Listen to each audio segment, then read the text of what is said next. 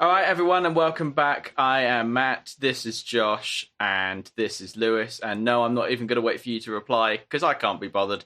God knows what's going to happen in this episode, because we have nothing to talk about. Lewis is going to take predominant overall in charge of the episode, because he seems to know what he's doing. So, Lewis. He always has something ideas? that irks him. I haven't been introduced yet. Well, Lewis generally does have stuff that irks him because he just, exists and life irks him. Existence is pain. Oh. I mean, to quote episode... We've got the name of the episode there. To quote season 1, why are we here? I mean, this is the real question. I'm glad you brought this up, actually. So, in case the zero people were wondering... oh, God. Oh, no. No, he did it to yourself. He's throwing me under the bus. Matt has not. He's throwing me under the bus. No, you threw yourself under the bus there. He threw himself in front of a bus, and the bus driver couldn't stop the brakes in time. And that was his fault. He didn't stop the 10-ton bus from hitting me. It's his fault. I'm suing him. Oh, as long as I, survive the bus running over me. We could talk about it. We could just spoil the entire season. Sure, you know what? Go ahead. You know what? If we're going to do that, let's just go straight straight to chorus, I think. Yeah, we could pass chorus. I haven't seen past it. Let's skip past it. I'll spoil it for you. Wait, have you seen past it? They go on a pizza quest. Is that wow. Is that in the Paradox? Or is that season 14? Nope. I think that's season 14's lame. I stopped watching a few episodes into that. That was I think I watched the animated interesting. one that came first, and then I just gave up. Yeah. But oh my god, Josh, remember can you it. believe Tucker or something? I know. It was a really, really cool action scene, to be fair. It's nuts how little Tucker is in this trilogy. I looked at the stats. He's in half the episodes. Really? Yeah. Yeah, we can't talk about it, but he's not. No, we can't. Oh, look at that. What did I say, Josh? What did I say? What do you know? He had really little on the oh wait, no, it is this one, isn't it? Yeah, he had one voice line. Yeah. Poor Tucker. Poor Tucker. Still could be worse. He's in the desert with CT, so it's fine. It could be worse. He could be Doc. Oh yeah, he's just not in it. Josh, actually, you might even help me with this. Yeah? Did I have a stroke between season 5 and season 6? Because at the end of season 5, the aliens were doing something right, but they never fought the aliens, and they never did anything. And then they're never mentioned again until season 7. I felt when I was watching this that I missed something. That wasn't the side story in between season 5 and 6, which I didn't watch. Yeah, the aliens, because Tucker had the alien baby. Junior, yeah. Yeah. So Junior's gone. Poor Junior comes back. Does he not? No. Aww. I know. He probably went on to play basketball professionally. Seems he's in the NBA as we speak. Yeah. Yeah. Yeah, the aliens just aren't mentioned for a good bit. They don't seem to matter. They're all caught up in cleaning up the project. All right, so that's it. Thanks, Matt. I appreciate it. You're welcome. I'm always glad to be of assistance to the production of each episode. Yeah, and I haven't listened to the last episode because there's been 2 days since we last recorded. Something like that, yeah. So there's no show notes. So there's no show notes. I don't have anything to irk you about. Oh, but I have something. Oh, of course you do. So as we said before, he always has something. Lewis has two main irks in his life itself and me. You might remember that I gave some really good advice on the podcast either last week or the week before, which was just don't get sick. And I was railed I'd into debate that, but... for this argument of just don't get sick. And then, recently, with the coronavirus outbreak, you know what the advice they have been giving? That's right, don't get sick. That's not advice. Well, no, that's also their not advice. The their advice advice is to stay hygienic and take precautions and wash your hands well. Not don't get sick, because you don't have the choice of whether or not once you contract something whether you get sick or not. Is that the broad set there of don't get sick? No, the better phrase would be try not to get sick. Don't get sick insinuates that you have the choice of whether you get sick or not, and not necessarily just a probability. I mean, you do have the choice of whether you get sick or not. Well, no, depends on if you could afford that choice. No, it's not. Getting sick isn't a choice. If I get stuck in a village in 1340 that has the Black Plague, I can't choose whether I contract it or not. It's just a probability of whether I will or not. Well, no, but also you've got other questions to ask there, like why are you in that village? Yeah, why did you time travel? I'm a peasant that lives in the village because that's where I was born. I have no economic means by which to transfer anywhere else. I just live there, and it just so happens to be at the same time the bubonic plague has broken out, and so therefore I'm now living in a situation that I have no control over, where I may well contract a fatal disease. You have control. You have some. You can wear bread around. You're right. I could wander around the rest of the country I live in. Wearing bread around their neck wasn't that like slightly effective though? Lavender. I believe they had bags of doctors at the time would have like bags of lavender. That was the ineffective one. That one didn't work. The burning because they believed it was to do with the smell. It had the opposite effect because the cats stopped killing the rats, and then the rats now just lived in the villages, and everyone got the plague from the rats. Yeah, that was less good. And do you know what would have solved that, Matt? If they had killed the rats and removed the bodies and not touched them, and washed. You're right. If they'd adopted modern-day theories of biological medicine and adopted practices we perform in the 21st century, is a stretch. You're right. They're like 60th century. Well, even so, 18th century, I think, actually. Oh, okay, so 18th century, 60th. So basically, you're saying several hundred years in the future. Yeah, not modern day. That was my quibble there. Also, I didn't say they were going to do that or did do that. What I am saying is that is how you would not get sick, right? So the advice, don't get sick, which I would imagine, right, if someone said to you, on a desert island... If I had a doctor, my doctor's advice to... If I had a doctor and I went in and I was ill, my doctor's advice was don't get sick. I'm fairly sure I'd be getting a new freaking doctor. I don't think you would. Doctors hard to come by. Okay. And he's always available. If I was on a desert island and someone said don't starve, I'd be like, thanks. I was planning on starving. I'll be sure to avoid that now. Exactly. Right? No one's planning on getting sick. No one's planning on starving. No one chooses to get sick. Yeah, but when given the advice, don't starve, what's the first thing you do? You go, oh yeah, food. And then I'll go and prepare sustainable food. No, you go, who is this idiot that's stating such an obvious statement that it's not even worth stating? Listen, Matt, apparently washing your hands is a controversial thing to say. So, look, is it? People don't do it apparently. So maybe... No, I know. Okay. What? Is this a thing at your unis? Because at where I go, for some reason, there's a lot of people that don't really wash their hands at all. Well, I guess we know who's contracting the coronavirus. Not even just water. Because I'll go and get a tissue, and I'll walk into the stool, close the door because I've got a bag and it's in the way, and then walk out. I haven't used the toilet or anything. I've just grabbed a tissue. Okay. You're not washing your hands. Well, no, I guess because I'd still wash my hands. So I've got a stronger immune system than you do. Also, debatable. Not debatable. Mine's broken though. Yeah. That's like saying my wall's bigger than yours, but it's broken. It's like millennia of immune systems, right? I'm going to break your body as well. You have the caboose of immune systems. Your immune system system is throwing. What's the quote? Lewis, you remember the quote, don't you?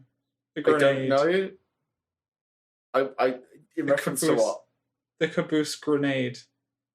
Oh, it's the worst throw ever. It's of doing all the time. worst throw ever of all time at your own body. It doesn't like link that. very well, but I don't know, anyway, Caboose lived. he did. Yeah, he always lives though. He only He never hurts other dies. people. He cannot be killed. He is invincible. Yeah, I bet he is. I bet he has he has the most luck. But He's just able to survive back to your original point, though. No, I had, I've not really noticed that was ever a controversial statement to say wash your hands. I would be severely hesitant to be friends with someone, or I would be severely untrusting of someone that didn't think that washing your hands was a good idea. In like each stage of education, there seems to be less people that wash their hands. I think less people use the toilets as well, though. So objectively, there are just less people washing their hands. Oh, thank you, Mr. Mathematician. I mean, like in the toilets at secondary school, I would rarely ever see like people that are in there just walk out after going to the toilet. That's because they didn't have walls. What? Hang on. Do you not remember that there was stool and like urinal, and they would walk out, and there wasn't a wall there between the hallway and no, that. yeah, there wasn't. Yeah, just standing there. There wasn't a wall. Yeah, you would just have the sinks, and then you would have the actual physical stools, and then you would walk out straight into the hallway. Yeah. What I mean is, pretty much everyone I saw that used the toilet, they washed their hands. And then with college, it was like slightly less. And Are now you using the toilets in college? Yes. You lived down the road. You were never in for more than an hour. That's not true. I was in for like 4 hours at a time. Sometimes. Wow. 4 hours? Yeah. That's impressive. I mean, for college, it was. For uni, that's a lot, to be fair. I'm very infrequently in uni for 4 hours straight. Now, hang on. Just quickly on bathrooms. On bathrooms, I have a bone to pick with bathrooms here in North America. Yeah. Why, in God's name, do I thought you were in all of Canada. you? No, North America. No, you're in Canada. No. Yeah, You don't know you're this is in a North Canada. American issue. You've only been in like 3 places in North America. What? Right? Like it's just like it could just be a purely Canadian issue. Well, no, I've been to America and Canada. Yeah, so have I. I don't think I'm about to have the same issue you've had. Well, I'm just paper towels. Yeah, what about them? That's all they have. They don't have any hand dryers. Oh, really? Yeah, they don't have hand dryers. They just have paper towels. Okay. I don't know what it is, Paper towels but like, are probably just cheaper. it probably is cheaper, but it's just annoying. Yeah, I have to say I do prefer hand dryers. Right, so I'm just saying it's a pet peeve of mine. This happens Sort it all out. over this country. Sort it too, out, though. America and Canada. This happens Sort all it over out. this country. Paper towels. Really? Yeah. Paper I towels. don't know. never I very dry your rarely in hands Britain have gone properly. to a place where the toilets are not. Okay. All right. not let's equipped do with this hand conversation. dryers. Let's talk about economies, Matt. Paper towels are cheaper than installing a hand dryer, just objectively. If no one uses them, the paper towels cost whatever the paper towels cost, and the hand dryer had an installation Okay, yeah, they're cost, cheaper. Yeah, right? America is less dense than the UK, which means in the UK it's more reliable to install a hand dryer because economically the electricity cost and the cost of installation is less than the cost of just buying loads of hand towels, which can be vandalized by the rampant radical youth of the United Kingdom.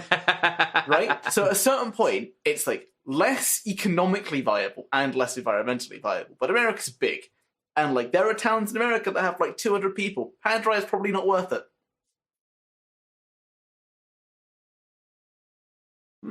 Done. Yeah, okay, fair enough. It makes economic sense. It's just inconvenient. Well, yeah, why are So- you there in the first so place? I'm though? still gonna have Real a moan question, about why it. leave the UK? The UK is the best place to live in the world, I would say. Ignore Sweden. Really? Ignore Sweden or Finland or any of the Scandinavian countries where statistically they're far better. But anyway, excuse you, Finland isn't Scandinavian. Actually, no, it isn't. Sorry. I was really hoping that was right because that was like a shot in the dark. There's one country that you think is Scandinavian that isn't. And no, it's Denmark, isn't it? No, it's Denmark, isn't it? Hang on. No. Denmark is no. That's not Scandinavia. I'm looking this up now because I don't want to annoy any Scandinavian people. No one's listening. Where is the Scandinavian region then? What is like? I need a map. You're not going to get a map. Oh. Finland. So sometimes also Finland. 3 kingdoms of Denmark, Norway, and Sweden. Yeah, it's Denmark, Norway, Sweden, Finland. In English usage, Scandinavia also sometimes refers more narrowly to the Scandinavian peninsula, or more broadly, so as to include the Åland Islands, the Faroe Islands, Finland, and Iceland. I can't find it. There's like this is a broad term for Scandinavia that's like not that includes all of them, but isn't Scandinavia. That's unfortunate. So yeah, Finland, not Scandinavia. Strictly speaking, but it can also sometimes in the term be used more broadly to encompass all of the surrounding. Yeah, it can, but it's wrong. Yeah. Fight me. I'd rather not. This is the episode where you all, both of you, compete in hand-to-hand combat. I would like that. I mean, that'd be fun to watch. I mean, I'd rather not. Like, if me and Matt compete in hand-to-hand combat and I get, like, some MMA fighter, it's still hand-to-hand combat, not my hands. Also, no. Each of you have, like, the Hulk, the foam Hulk hands that you have to fight with. Oh, yay. Yeah. Yeah, but can I, like, wear boxing gloves instead? No. Well, you can... Okay, fine, you can wear boxing gloves, but they have to be on the inside of the Hulk gloves. That's fine. Do you know that boxing gloves makes boxing more lethal? It does, yeah, Really? because with bare knuckle fighting, you have to hold back more because otherwise, if you punched with the force you punch with boxing gloves, you would basically shatter your hands, and so therefore it means that you hit softer, and so therefore a lot less likely to knock someone out, give them a concussion, CTE, all that fun stuff. Wow. It also means obviously your hands get far more. Yeah. Also, it obviously completely messes up your hands, and obviously bare knuckle fighting just completely destroys your knuckles and your fists and all that. Yeah, it's almost like hands aren't really designed to be like thrown around and hit against hard objects. Your hands are meant to stay attached to your body. You are correct. Yeah, and also used to be fair though, I'm fairly sure most fighters would rather have messed up hands but a fully functioning brain than the other way around. Well, I don't know. If you had a messed up brain, you wouldn't care about your hands. Yeah, that's what I was gonna say. The ones who already have a messed up brain probably don't mind anything. That's true. That's true. You could be a driveling mess at that point because you wouldn't worry about the pain because you wouldn't be able to feel anything because you'd just be numb to everything. I'm already numb. You were born numb. Yeah. Boy, I feel no joy. You feel no joy. Nothing gives you joy. Oh, the only thing that gives me joy in the world is achievements. Cue the Linkin Park music. Achievements and completing Lasso. Yeah. No, so that's why you're sadistic. What, brain damage? No, just numbness to pain. I'm not really sadistic, I'm masochistic, mainly. What's the difference? Oh, sorry. That's sadism is I want you hurt. Masochism is I want you to hurt me. Okay. Yeah. Yeah. It's reveling in either one's pain or others' pain. So it's not as bad, but it's still kind of like, all right. Well, I just like getting achievements, right? It gives me a nice, warm, fuzzy feeling inside. It calms the voices down. Yeah, it calms the voices down. Not all of them, though. Some of them still appear every now and then. Yeah, 2 of them stick around regardless of what I do. They're the most annoying ones. Those are the ones that irk you the most. Yeah, the inconsistent one and the one who doesn't say anything. That sounds Pretty like one much, of yeah. them's more of a problem than the other. Honestly. Yeah, honestly, I'd rather the one that didn't say anything. He can stick around. The one that's inconsistent, man, really lets me down. Because I think he's gone, and then all of a sudden, boom, there he is. It's almost like he's doing it on purpose. Yeah, listen, if someone were doing that on purpose, that would be really obnoxious, let me tell you. Yeah. Like, it's not like an endearing feature to be woefully inconsistent and making people waste multiple hours of their life sitting around. Look, Who would do such we a were thing? already going to be doing that. We're doing a podcast. Yeah, We're already but wasting 2 hours. yeah, but we couldn't start until this voice got here, you know? In reality, true. we'll be wasting about 3 hours 20. Oh, yeah, I'd today. rather not think about it, frankly. I mean, at least I got to talk to Josh, you know? Yeah, While I was waiting for the voice. I'm here. Yeah. It's good. It's going well. Yeah. Remember last week? It's we talked about as well Doctor as it Who? ever does. Speaking of going well, remember last week we talked about Doctor Who and it was terrible, Yes, was. yes, the timeless child. right? So I went back and I watched some Peter Capaldi episodes because I never watched them because Bill kind of irritated me when I first saw. Like basically, I saw a Alright. bunch of clips of Bill, and it was more or less I'm a lesbian for like 10 minutes or something. Yeah. I was like, oh, okay, I'm not super into like that. That's a bit like. It's fine to have that as a character trait, but to have that as Yeah, I the was trying to think of a entire... way to say that without being like that's just like not a character. It's But then I fine the watched the character episode, being... and then it was yeah, great. yeah. Which episode? The pilot. Oh, the pilot one. Yeah, the I pilot watched the one pilot, was- Oh, okay. and then I watched all the way through to halfway through the Monks trilogy, Yeah. and I heard the ending of the Monks trilogy is really bad, and I don't want to continue. Is that the ending of the season? Would that No, be? it's the end of the pyramid stuff, Oh, God, yeah. right? Yeah, And that- it's like Bill uses the power of remembering her mum Yeah. to save the world. Yeah. Yeah, those ones Is that are it? not that good. Yeah, like the what's it called, Extremist? What a great episode that was, where he's in a simulation the entire time. Spoilers, I guess, for like a 2-year-old episode Yeah. of Doctor Who.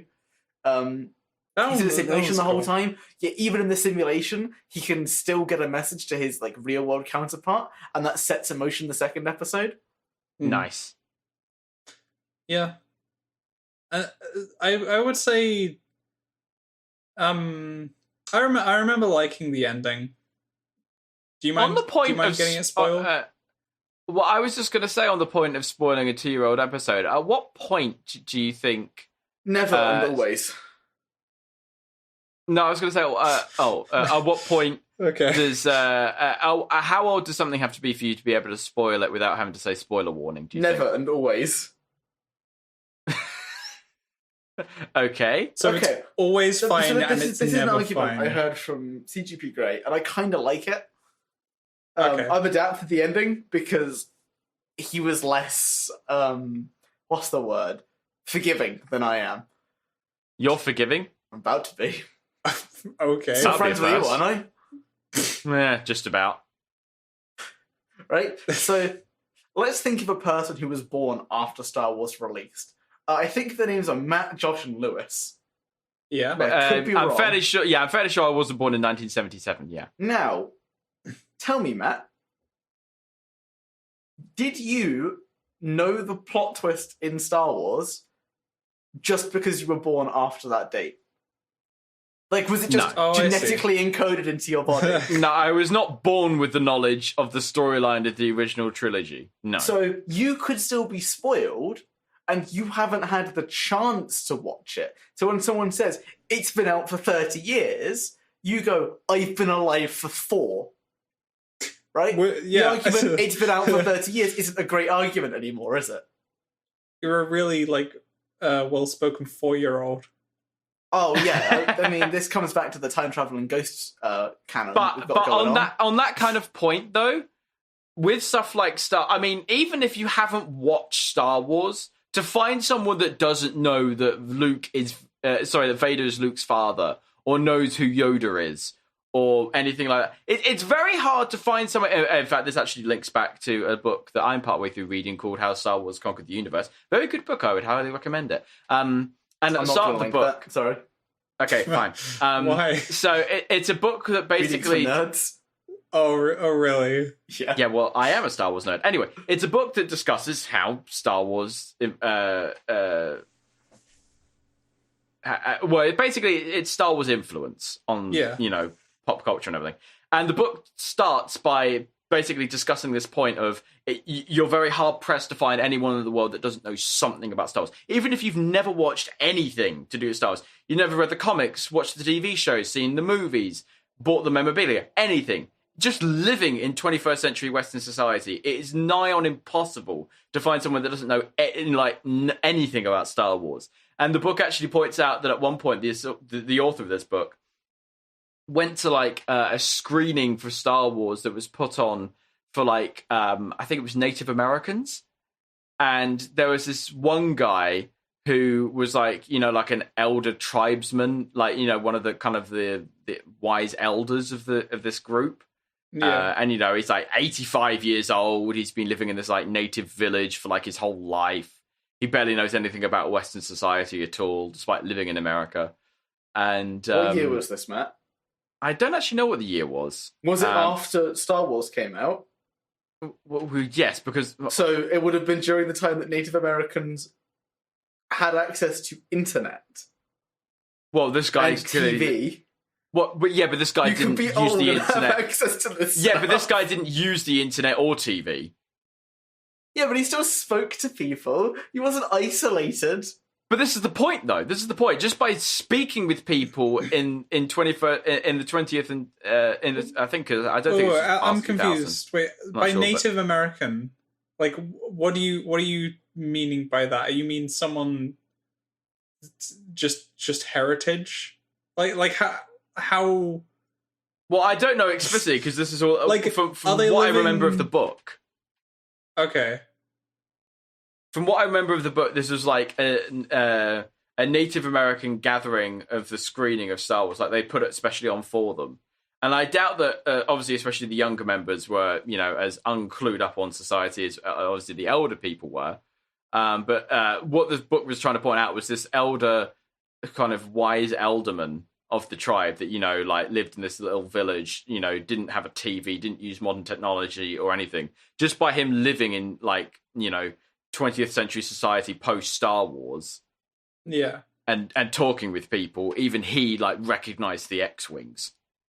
Okay, and he just goes to show the sort of the wide influence of Star Wars. So my point was that although me being 4 years old, I wouldn't have known the plot of Star Wars. At some point growing up, even without watching Star Wars, I would have known. Now, if you want to say what age would that have been, I don't know. It's different for everyone, but you would think that certainly an adult in modern day society would know, even if they'd never watched Star Wars. I think you could go your entire life without doing anything related to Star Wars, or even hearing anything about Star Wars. Oh, you could, but the likelihood of it happening is just so remote. Matt, if I wasn't friends with you, I would not talk about Star Wars. Okay, no, but you'd know about Star Wars. It's not I haven't seen. If I said I've seen Star Wars if three times, I think, and sorry, that's not quite true. I've seen A New Hope once. I've seen Empire once. Yeah, but even so, if I say Darth Vader, if I say Yoda, if I say Luke Skywalker, lightsabers, the Death Star. Yes, I've seen a film of Star Wars, Matt. Congratulations. So you know what they are. That's what my point is. But my point is that I'm a pretty nerdy guy. Tell me if I'm wrong, but I do a lot of nerd sci-fi stuff. Yeah, except Star Trek. That's for real nerds. You're welcome. Those damn Scotsmen with their milk and their porridge. I said they're real nerds. It's not really a valid statement. But I do pretty nerdy stuff, and I haven't seen Star Wars a huge amount. I wouldn't say Star Wars is. It can be a nerdy thing, but it's much past the point of it just being. You think Star Wars is mainstream? I'm not saying you have to watch it a lot. I'm not saying you have to be a proper nerd about Star Wars. What I'm saying is to not have any knowledge at all of Star Wars in modern day society is just so unlikely. I would say it's on the same kind of level as Back to the Future, probably. Oh, way past Back to the Future. What, in its nerdiness? Oh no, as in in its popularity. I'll be Way honest, more people. I don't know a single thing about Back to the Future except that the DeLorean goes 88 miles an hour and time travel. Have you not That's seen it? legitimately it? I've never seen it. Yeah, Oh. yeah. Way more people know Luke would suggest Skywalker, it. Darth It Vader, is and good. Yoda than they would Marty McFly. Is it also bad? I've never seen Indiana Jones. Wait, you've never seen Indy? The only one I've seen is Kingdom of the Crystal Skull. I think that might be the only one I've my- ever seen as well. It's because it came out while we Who were like am I 11, with? right? Who am I? Yeah. Who am I so-called friends with? Matt, What is wrong Matt, with you? Matt, you haven't seen like half of the stuff I recommend to you, and that's like quintessential viewing for modern day society. Like if I ask you, have you seen Game of Yeah, Thrones, but- and you go, no, I haven't. Like, why haven't you seen it? It's the biggest thing on TV for the past 10 years, Matt. Yeah, Right? And but that's I'm more not a modern ridiculous than man. me I'm not not a having seen modern film from man. the 80s. I'm not a modern man. I watch movies from the 80s. I listen to music from the 80s. Like I Ready Player One as I well? don't do modern. What? Did Ready Player One as well? What about Ready Player One? Do you No, like I haven't it? seen Ready Player. I haven't seen Ready Player One. I think you would. It's pretty basic. I know it does reference stuff like the Metal Giant and like the DeLorean in it, and like sorry, I but really it hate basically Ready Player One. I hate it so much. It basically just makes pop culture references to everything pre 1990. That's not what it is. You like this is it's the kind of book you need to make pop culture references in because like it's like the whole thing is like an 80s nostalgia fest. But I'm gonna pull up like a passage of the book and I'm gonna read it to you, and I want you to tell me if you hate me more or less than you did before I started reading it. What? Well, I mean, Okay. to hate you less, just because of you reading a book would be a bit difficult. And I want to find the DeLorean passage. Is the book pretty like? Is the You'll book find bad? out. Okay. All right, here we go. I made my big entrance when I arrived in my flying DeLorean, which I'd obtained by completing the Back to the Future quest on the planet Zemachis. The DeLorean came outfitted with a non-functioning flux capacitor, but I made several additions to its equipment and appearance. First, I'd put an artificially intelligent... Okay, you can stop. I get it. No, I'm going to continue. This sentence in Scarlet okay. I'd installed an artificially intelligent onboard computer named Kit, purchased in an online auction, into the dashboard, along with a matching Red Knight Rider scanner just above the DeLorean grille. Then I'd outfitted the car with an oscillation overthruster, a device that allowed it to travel through solid matter. Finally, to complete my 80s super vehicle theme, I slapped a Ghostbusters logo on each of the DeLorean's gold wing doors. Then I added personalized plates that read Ecto 88. I'd only had it a few weeks now, but my time-traveling, ghost-busting, night-riding, matter-penetrating DeLorean had already become my avatar's trademark. You see my point? I hate this book. Okay, Okay, that has to be yeah. like a really selective passage. No. It's like the entire thing is the this. entire book can't be that. This is Yeah, the I one was going to like say that the most. entire book can't be that much of an 80s fan. It pretty much is. Where's the Outsiders Overrated passage? Let's see. I can't read on with dialogue because like that just gets confusing when it's just me reading and I don't really do like voices. Outside passage. I'm just gonna plagiarize the entire book. That's what the next hour's gonna be. Yeah. Just like the video gets immediately taken down because we basically just plagiarized the whole book. I was just looking for like. It's really hard to find the passages because I'm just looking for them on images because it's the easiest way. You just get like a picture of them. I mean, This yeah, DeLorean that one makes is like sense. posted every single time. That has to be selected. Ones. Yeah. Because that was like. Yeah, that was bad. Like, way too far. That was like fan fiction stuff. That is exactly what like some like fan fiction would include. Oh god. Yeah. I mean, pretty much. Yeah. Where is it? Oh, sorry. I don't know. Where is it, Lewis? I'm trying to find it. To go back to the film though, Matt, I do think you would enjoy it. There's It's Okay. really not to misogynist, by offend. the way. It's like super misogynist.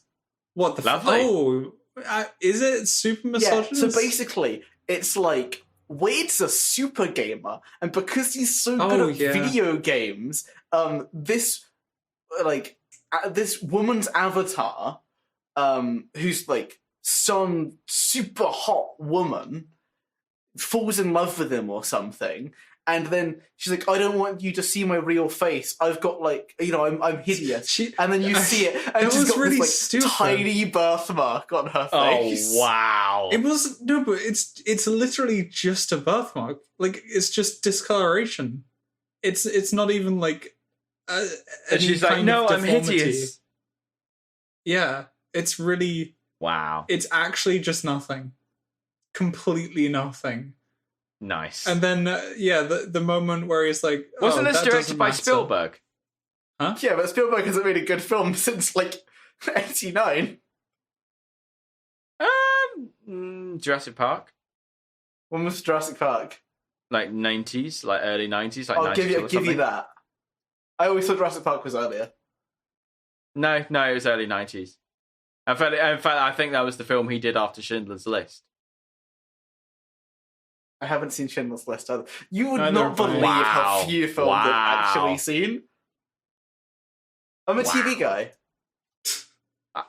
Fair enough. I'm a film guy. Longer narratives, they really help. I've not seen much TV or films. That's why you're such a good pairing, Josh. I make up for the knowledge that you don't have, and you make up for the technical ability to do things that I don't have. and I'm just the outsider. Yeah, you're the third wheel. You're the Canadian third wheel. Canadian third I don't know why that wheel. matters so much, but I'm gonna make it matter. I'm going to come back quote, after 9 months in Canada, and I'm going to be Canadianized. Because I think this is another one of those ones that's just like it reads like an edgy atheist kid.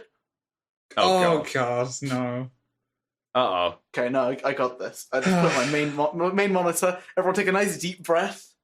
Here we go. Prepare yourselves, everyone. Calm down. It's probably not that bad, actually. I wish somebody had just told me the truth up front as soon as I was old enough to understand it. I wish someone had said, here's the deal, Wade. You're something called a human being. That's a really smart kind of animal, like every other kind of animal on the planet. We're descended from a single-celled organism that lived millions of years ago. This happened to a process called evolution, and you'll learn more about it. But trust me, that's really about how we got here.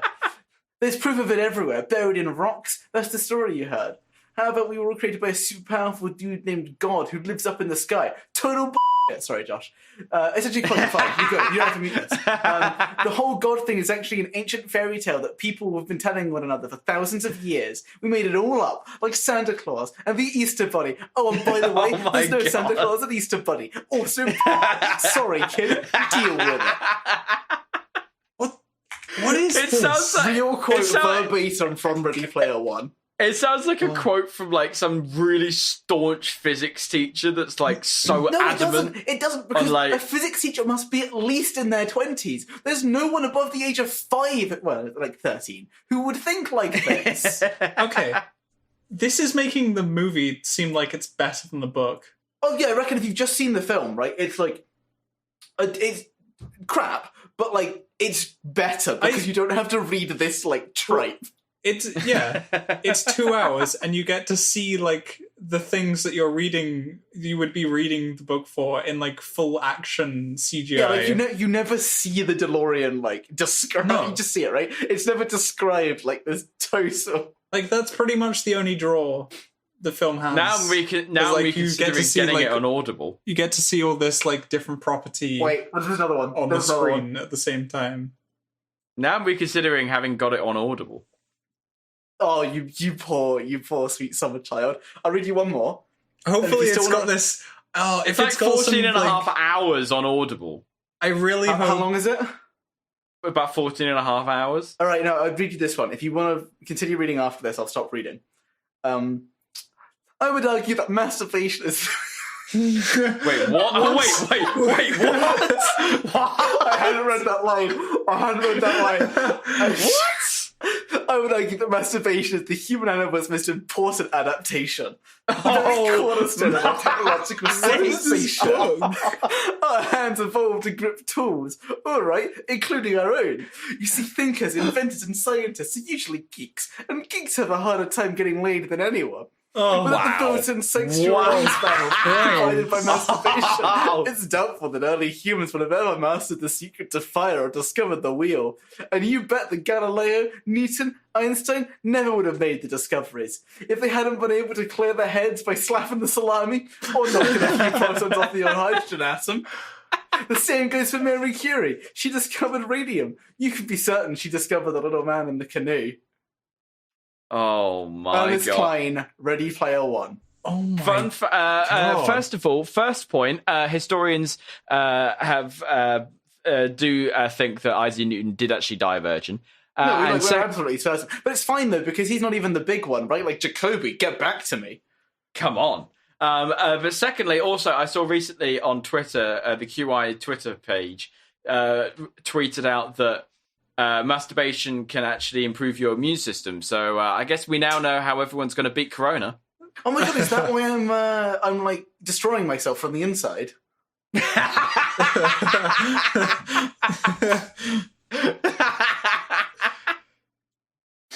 Now you know what you'd be doing wrong, Lewis. Did you know that Ernest Cline writes poetry? Oh, can you read some of it out? I can read some of it out. Should he though? Yeah, no, it's fine. Is it though? It's spoken word poetry. Okay, so Wait, imagine Ernest Cline is reading this out. What's the other kind of poetry? Other than Red poetry, where you write it down in a book and you like Oh, okay. the words are more important than like the tone. And Oh, sure. I don't know how this is exactly meant to be said. I've only seen him read this once. It was hilarious. It Oh god. also about porn. I'm glad you clarified that prior Well, to you'd actually find reading out it. pretty quick. It's called a nerd porn auteur. What? Excuse me? Come No, again? Let's have a little read, shall we? I've noticed that maybe there don't not. seem to be any porno movies that are made for guys like me. All the porn I've come Oh, across targeted no. at beer-swilling, sports bar-dwelling alpha males. Men who like their women stupid and submissive.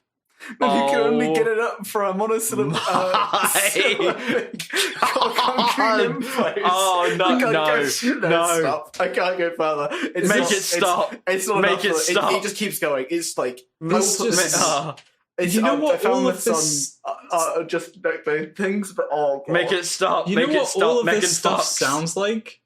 All of this stuff sounds like incel Reddit posts. No, it totally does, right? I hate Ernest Cline, and I hate his book more because it's a poorly written book. I can get past Lovecraft was a bit of a racist and an anti-Semite, like kinda.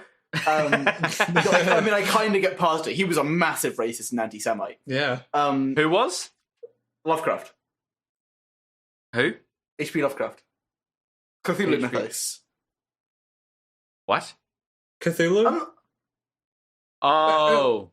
Like cosmic horror, like the entire Yeah. the entire aesthetic of Dark Souls, Bloodborne, I didn't know he was actually. Yeah, massive racist Huge anti-Semite. amounts I of can that. get past that because his writing's pretty good. Unfortunately, Ernest Cline's writing is crap, and he's kind of sexist. Nice. Talking of referencing sex and bad writing, another book that I would argue is even worse written than that. Mine, would out be. now. I wish. You wish my book was out, or you wish that it was sexist? No. You said my book. I thought you were referencing if I ever published a book. I wish I would be able to get money off of it. But no, I meant 50 Shades of Grey. Have you ever read No. it? 50 Shades isn't sexist, No. though. Yeah, I read it. I have read a bit. I was reading. It's terrible. read the whole thing. It is. Did you? Oh, you actually read all of it? Oh my no, god! I didn't read the whole thing. Do you think I read? Reading for nerds. Well, I do history. I don't have any choice. But Neither do yeah. I. Why didn't they just take videos? Yeah, Oh my God. word of warning: no one read it. It is god awful. Do you know what the thing that really took the mick though was not only is it just the whole trilogy book so poorly written, but also the author, she had the absolute gall and cheek to re-release the trilogy from the guy's perspective. No, I can see that. I can see that being like a reasonable thing to do, and because like Anastasia Steele, you've already released 3 horribly written books from her perspective, and decided to subject the world to 3 more horribly written books what's the point from of the his books? perspective. What's the point of the books, though? Because I doubt it's money. to be good writing and like an interesting story. To make money. Well, no, she wrote it as fanfic. Yeah, it's like. Yeah, but she wrote, but she published them to make money. Yeah, she published them to make money, but she initially wrote them as fanfic. Okay, sure, yes. She had to rewrite. But the release of these 3 new books from his perspective is purely to make money. No, she probably just enjoys it. She's rich. Like, she's loaded. Yeah, but she could have just written it and then not publish it. Yeah, she could, but why would she write something and not publish it? Yeah. Like, you've got because all she just that effort, enjoys you might doing as well it. let people enjoy it. That's what I'm saying, though. If you just enjoy doing it, But it's you not wouldn't just have for to money. publish it. Like, you release things to, like, cover their costs, and, like, you release things for money because that's what you do. Otherwise, it looks a bit shady, right? But if you just, like, you can't just say, oh, she did it just for money. Like, Stephen King, I imagine, really liked, right? There's 2. There's one that's, like, a racist that works for Trump, and then there's one, the line, and then there's the author. Stephen King, he's the author, right? I'm not wrong here. I think so. Dark yeah. Tower, that stuff, right? So I imagine, he really enjoys writing, Okay, yeah, sure. No, it's not right? all to But he make money. sells his books still. Yeah. Like, imagine it from this perspective, Matt. Imagine 50 Shades are like War and Peace of the sex world. Except it's far shorter and not as good. I said, imagine. Use your imagination. I thought you were an author here, Matt. Come on. Okay, sure.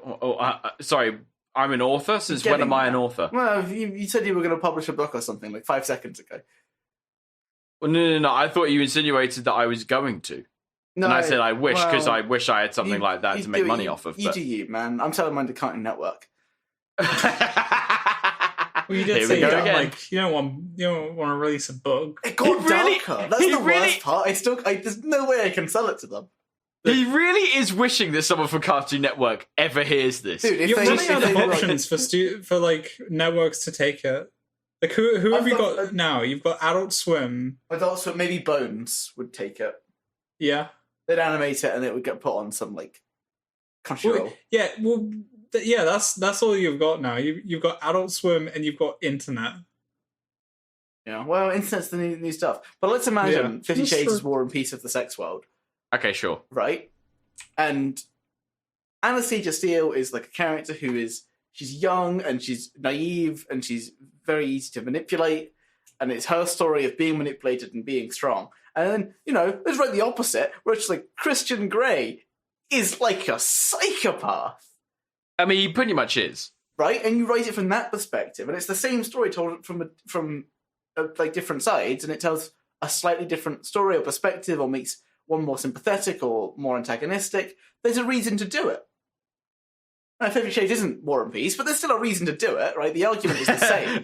Not quite. It's close to War and Peace, but it's not quite. I've never read it. I've heard it's really long and kind of sucks. It's near 50 hours on Audible. Yeah, I hear it kind of sucks though. Well, I don't know. I haven't read it. It's like, I might read it. I get the point. I read it 100 pages ago.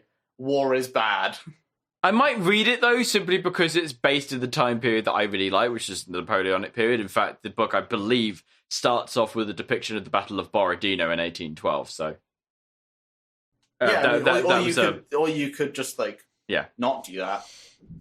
Yeah, it's 2 options. I think mine is vastly superior. Yeah. Probably. Do not read War and Peace. As good as it may be, it's too long. It takes 2 days to listen through. Well, Moby Dick's another big one. Wait, how many hours is it to listen? Song of Ice and Fire. 50. Right, hang on. I'm going to check now. I'm going to check for you now. Hang on. I'm going to check for you now. Because Moby Dick is another huge one. I started listening to 1 and then didn't finish it. I've listened to one audiobook ever. Sorry, two. I've listened to two audiobooks ever. Yeah. I listened to The Martian. I really like The Martian as a book, but you sit back and you think about it, and it's kind of like, it's real contrived in places. Yeah. This could have been like 150 pages shorter, and I'd have gotten the same like idea. Because it was really fun to listen to him talk about maths. Moby Dick's audio file or audio book on Audible is 24 hours, 49 minutes. Yeah, and but I'll try and find Moby War Dick. and Peace. I was just saying that was another big one. Also, I agree with the Doctor's perspective on this. Just get onto the whale.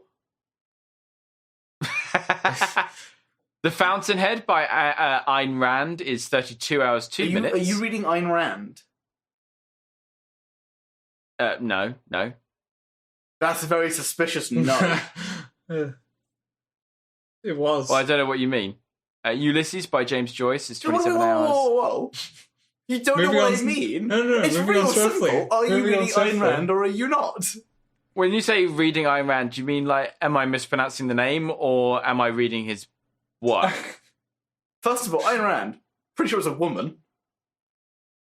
I have no idea. Second I don't know of who the all, author is. I'm asking, are you reading a book by Ayn Rand? Oh, no, it's just on my wish list. Oh, here we go. No, Matt, no. Okay, I don't know who. It's just not worth it.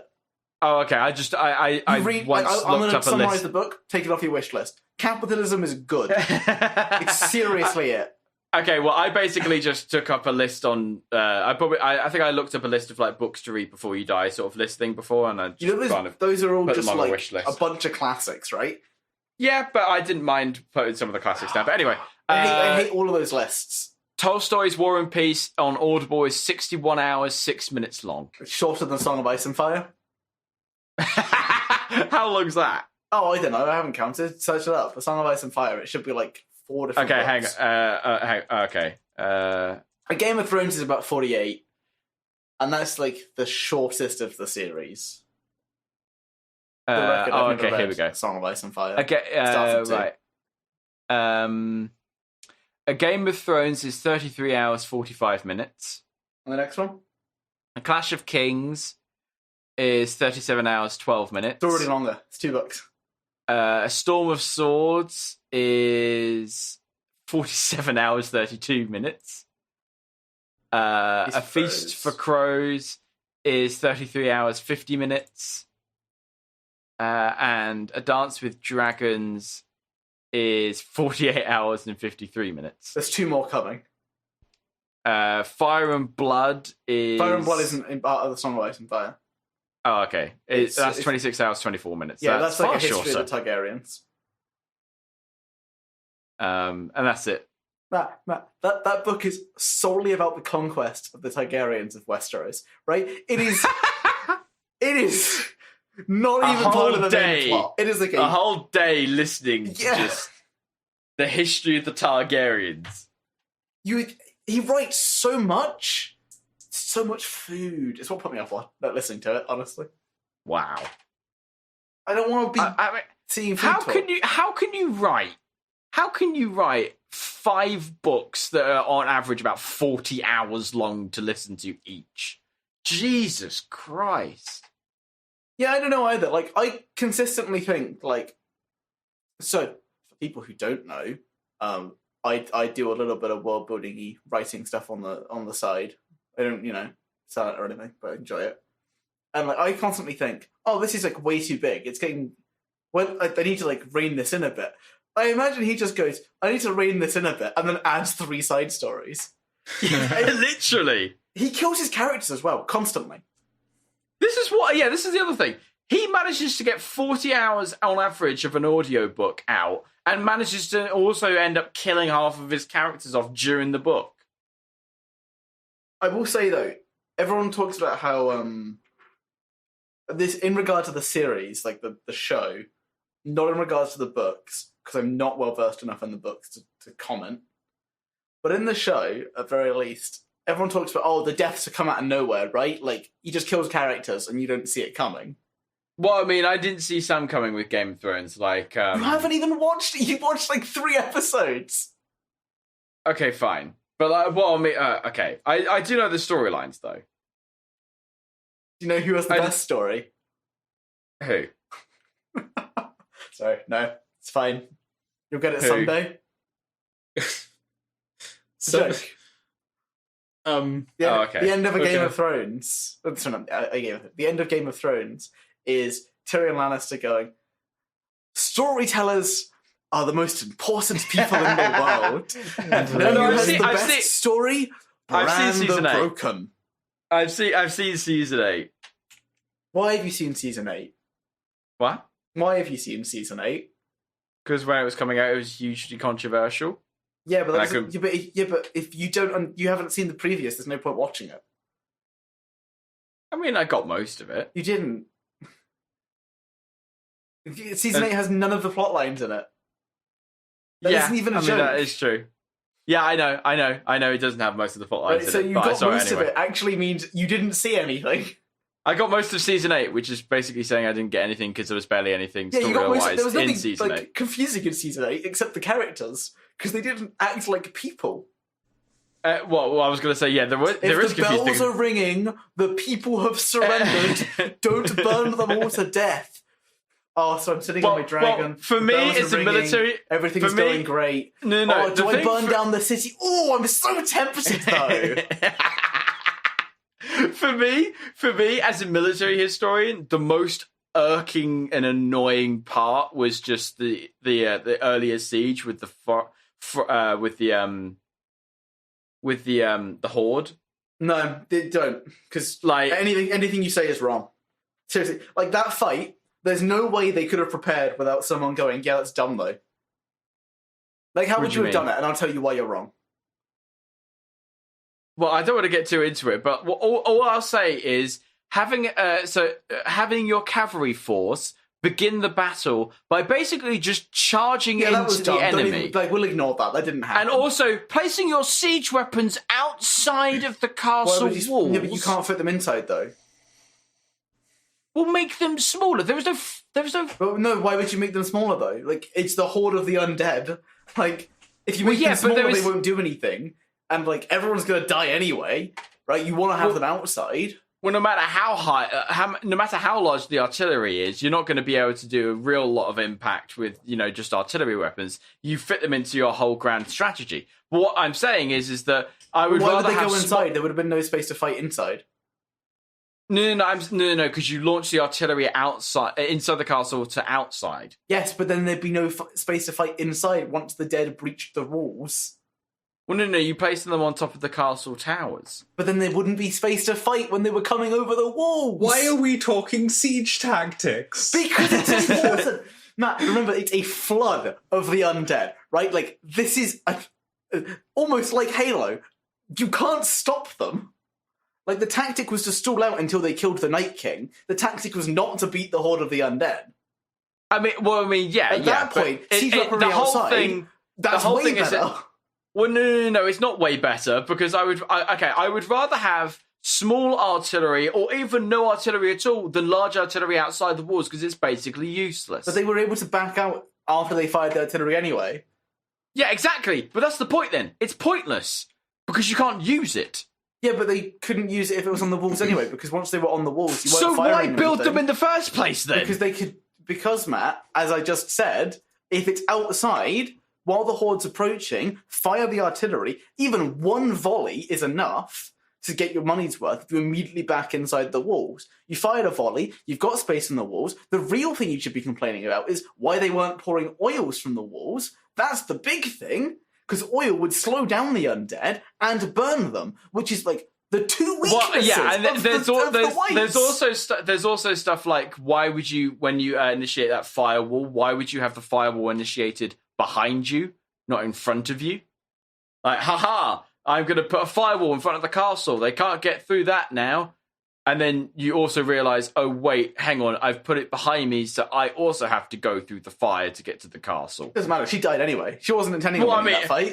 Yeah, I know, but even so, it's like, does no one think of that sort of stuff? Like, haha, it's like effectively saying, haha, Listen, I've run myself into a dead battle end. was terrible, Matt, but there's no right way to win that fight because it was stall for as long as possible. So Yeah, put the but there artillery were on the walls much- doesn't make any yeah. sense because Okay, Like, yeah. Having What artillery was- at all makes no sense.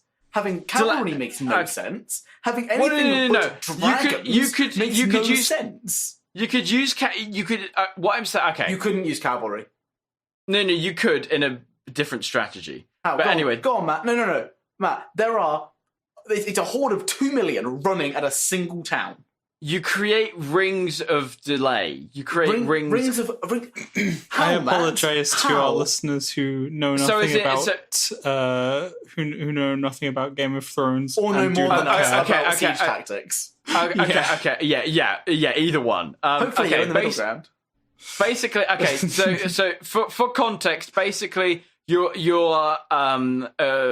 so let's put yourself as the leader of like I don't know, who would you say you are? Jon Snow, Daenerys. Anyway, It doesn't matter.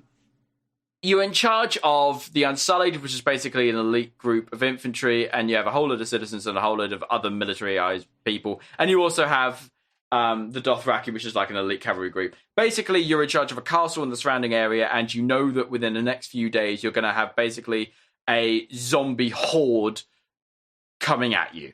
The strategy they decide to go with is basically a delaying tactic, try to hold off the horde for as long as possible till they can get to their leader, the Night The Night King.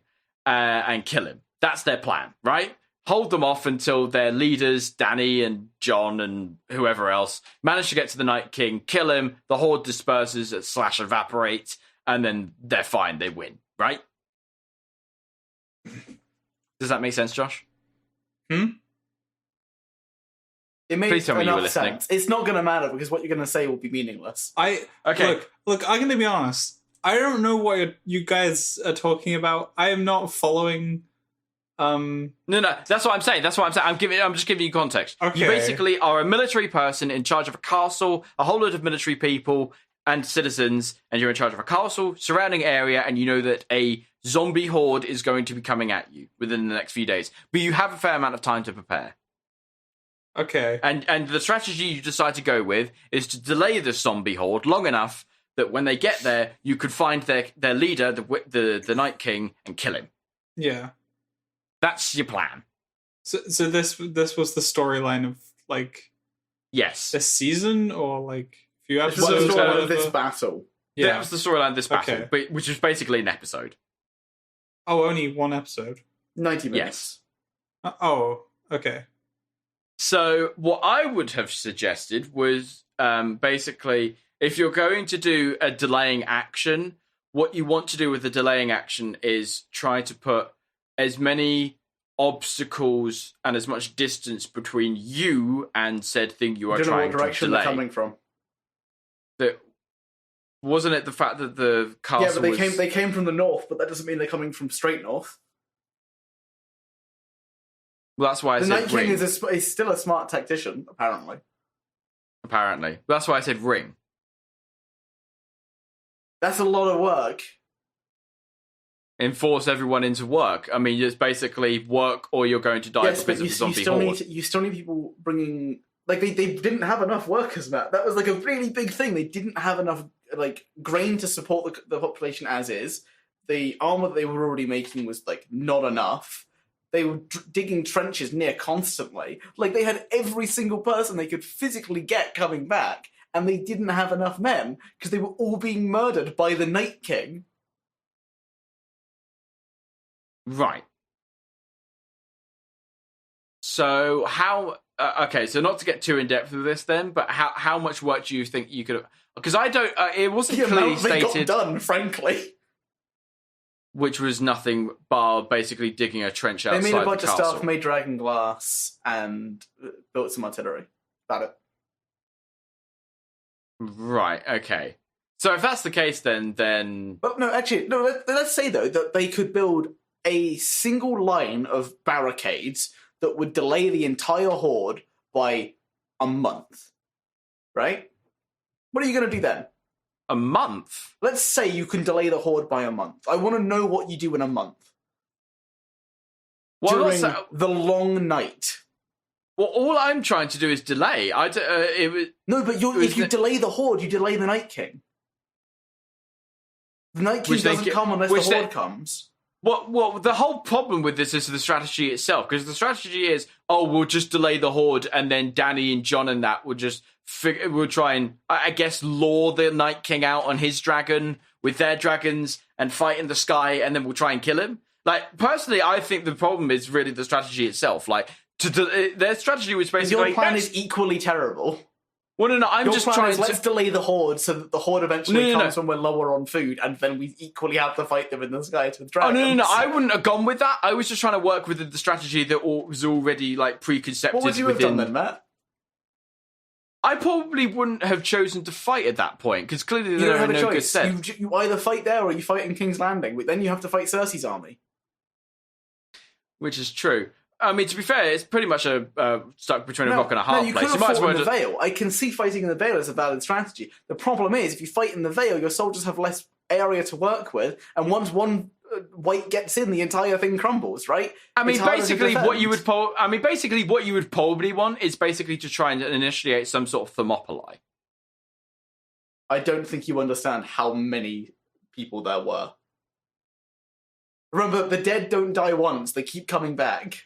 Yeah, but what I'm saying is that if you're fighting a horde without any real supplies, no real personnel, no real hope, and no grand strategy to be able to fall back on, your best hope is basically just to stand your ground and see what happens. That's what they did.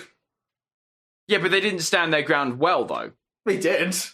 Well, no, because... I would argue they stood it very well, given the plot armor every character had. Well, no, because their idea...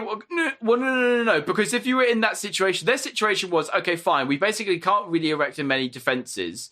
Okay, fine, you can't erect many defences. Then why would you stand on open ground and not in the castle? Castle's enough room. You can't fight effectively in the castle, because you can't fit all of the Unsullied, all of the Dothraki, who are cavalry riders, and all of the North's armies inside Winterfell. It is not big enough for that. And then if you have no fighting space, you just get killed by the undead, who don't care about fighting space, and they trample over each other. But then why wouldn't you fight close to the castle? Because they didn't even fight close to the castle. They were very close to the castle. They fought at the walls. Eventually, but they were very open to begin with. And also with the cavalry, you could have used... walls. Yeah, what I'm saying is eventually, but they didn't start out that way. I'm going to find a picture of this, because I'm convinced they fought, like, basically on the walls with a little trench. Eventually, yeah. But I don't think they started that way, did they? That's not... And also, with the cavalry, you could have initiated skirmisher tactics. How? What run back and forth. Well, you could have had them basically strafing the front lines of the hordes as they came on. Yeah, that would have worked against the horde that was running about the speed of horses and could rip through them with their bare hands. The horses were worthless. Yeah. They didn't need them. They were terrible. Yeah, I agree. In which case, then, yeah, I mean, but I think in that case, then, yeah, you would dismount them, yeah. Okay, I can't find a picture of the actual defenses, but this is the battle plan. If we assume that is perfectly accurate, it's in the description, don't worry. If we assume that this is perfectly accurate, they are right on the walls. Yeah, okay then. Right? And that's the actual horde. Like, you have to fight that with that amount of defenses. There's no, like, historical plan you can use to fight that, because it's a wave of death. That is what the Night King is meant to represent. The sort of... They're not supposed to be able the troubles of man aren't anything compared to the I guess I'm just trying to formulate some sort of coherent strategy there's nothing you can do. When, you have to basically accept facts. Well, yeah. All of those soldiers, assuming all of them are cavalry, you hit the first line once, you back off, they're still getting closer, and they haven't been delayed. Yeah. There's no skirmish you're going to fight with the horses there. Yeah, I guess that is the whole point. I guess I basically have to accept that is the whole premise, is that you aren't supposed to be able to effectively fight against them. They are just a horde of death. Except the way the episode panned out was just stupid. The episode was terrible. I'm not denying that. But everyone's saying, oh, they could have done all of these things to fight better. And it's like, have you seen the size of Winterfell? Compared to their army is the size of a city. Right? Like, it's not even like, oh, put them all inside. They don't fit. Right? Do you know what also really confused me? No, because I don't think you've seen the series, so the things that would confuse you wouldn't confuse everyone else. With the Unsullied, it looked like practically all of them got killed in that battle, and then in the next episode when they march on... No, it was the Dothraki who all got killed, and they came back later. That's why I think the horse charge was non-canon. It's the end of the Dothraki, and then right after that, the Dothraki War Riders, or whatever they're called, are like swinging about taking King's Landing, but also the Unsullied. The Unsullied was supposed to look like they... into the castle. Only like half of them got destroyed. Well, it said that only half of them got destroyed in the next episode, and I was like, I thought that like a huge portion of them got killed. No, not at all. Oh, okay, they backed off. Yeah, the whole. I think we can agree on this though, that the episode was just, and the whole season was just so. Yeah, the whole season was terrible, but I think the Game of Thrones season 8 was better than Doctor Who: The Timeless Children. Fact. It was at least coherent from start I'd rather to watch finish. Timeless Child because it's a lot shorter than season 8. He's got a point. I don't it's like one that episode argument. versus multiple. I think that argument is like genuinely terrible. Oh, it's shorter. Why? Like, that argument isn't meant to be. It's meant to be about the quality of the product. So you're meant to assume that they take the same time. Yeah, but they don't. Well, I think War of Peace is a garbage book because I can read a poem faster. No, That's not a valid You're criticism saying of which War one and you'd Peace. rather be like fated to consume. But that wasn't the point. Okay. I said one is better than the other. Okay, sure. Saying I would rather watch one than the other is kind of moot because it's like Okay, well I can't comment because I haven't seen Timeless Child, so. Timeless Children. Oh, Timeless Children. I keep doing it as well. I think I probably did it, which is why you did it. Right? I hate it. It's so terrible. It would have been much better if they called it the Timeless Child. No, because if they did that, then everyone would have immediately known it was the Doctor. Maybe. Yeah. I'm at a loss, guys. You're at What, a for loss? the Timeless Children? All of the TV shows that I like are just like ending or becoming terrible. Or doing both? You need to My Hero find some new Academia ends shows. in like 2 weeks. Doctor Who has ended, even though whatever. There's Well, it nothing never else I can ends, watch. but I mean, there's always shows Doctor to Who watch. Doctor Who doesn't end. It just sort of. Oh, it does. There will be an ending to Doctor Who. No, it's eternal. It's eternal. Well, I mean, I guess theoretically at some point, but as far as we're concerned right now, they just have intermissions. I think it kind of needs one. You reckon? Yeah. How would you end it, though? I would just have the end of this series be like an upbeat note. Like the Doctor continues travelling around with her companions. And that's So it. you wouldn't have the whole Doctor Who saga end with the Doctor dying then? Well, no, because I said that it needed a break. Not an ending. How long of a break, no, then? If I was going to So end it, I longer wouldn't kill the than, Doctor like, anyway. Longer than That's just what like I the was saying, usual 'cause you break were saying between it needs seasons. Well, that's what I was going to say, yeah, because I was saying they just have intermissions by way of just the Doctors regenerating and they start over with the new Doctor. But you were saying it needs an ending, and I thought you meant that meant that you were I wanting was to end the talking about whole it needs an saga. intermission. Oh, no, that's what I was saying. How would you end the Doctor's Who I saga? still wouldn't kill the Doctor. No? It'd be dumb. You can't. The Doctor's character is all about like overcoming certain death, and doing what's right just because, and no reward, no witnesses, that whole thing. What kind of threat could you possibly have, though, that he would have to overcome at the final end of the... Cyberman, Jadoon, Candyman. But because like, the point is like... Because like, the point is that all of his enemies have already teamed up to defeat him before. Yeah, but that's because Moffat did that and like ruined a bunch of characters because they made the Doctor a god. Are we talking about Pandora? I'm talking about the most recent episode I watched in like Extremist, which is a really good episode. There's this big scene where the Doctor is executing Missy, and he scares a bunch of like executioners off, and he's like, "Look up the Doctor," I have a fatality file. And they're like, you do. And then he types in and it makes a bunch of apple clicking noises, like from the typing sounds. And then he looks up and he goes, you have quite an impressive list of confirmed kills. And he keeps scrolling through and it keeps going. It doesn't list them, it's just like him on his watch. And they ask, you unarmed? And he says, always. And then everyone runs up and it's like, Stephen! Stephen! We need to have a word. If they had a gun, you could have killed him in 2 bullets. This was like They don't know that. he's a terrifying person. But like, if everyone's afraid of him and that's why they don't act, at some point, someone's going to be either dumb enough or smart enough to pull the trigger and kill him. Well, this the whole premise of the Doctor is that he's so scary and frightening to his enemies. No, it's not. It's that really none not. of them ever want to call his bluff because they never actually know Then why what are they he's going trying to anything if they know they're eventually going to be stopped? I hate this version of the Doctor that's like an unstoppable god, right? Like, Matt Smith was right, but like, let's stop this oncoming storm and nonsense and start having like enemies who just don't know who the Doctor is. Do you remember the Devil from like the Impossible Planet and Satan's Pit? Right? Yep. He didn't know who the Doctor was. The Doctor beat him without him even realizing.